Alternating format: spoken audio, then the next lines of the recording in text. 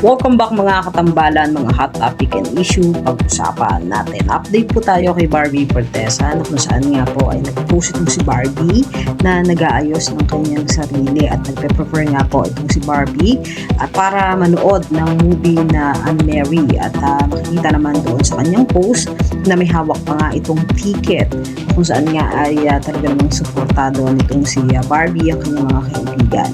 At makikita naman kay Barbie ang pagiging natural at walang kaarte-arte sa katawan. Makikita sa kanya yung ginagawa niyang pag-aayos, nagbo-blower, nagdi-dipstick at napakasimple lang ng isang Barbie Fortesa at talagang very natural lang pagdating sa kanyang pag-aayos. At bukod nga po doon ay makikita naman itong si Barbie na nag-post ng morning run kasama muli ang ka-breathless at may ibang photo pa nga po ng pag-morning run itong si Barbie.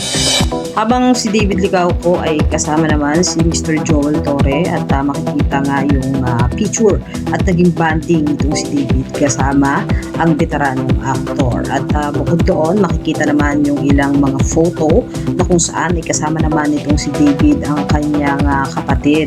Makikita yung brotherhood na talaga namang nagkukwentuhan, nagbabanding. Si David kasama nga si James Licauco na talaga namang napakagwapo ng pambansang Ginoo at talagang nagbanding at sinulit nitong sina James at David yung nakaraang bakasyon nila sa Belize. Ang napakaganda ng view na isinunod din itong si David. Mga update natin ngayon kay Barbie at kay David. Kaya mga katambalan, ano masasabi?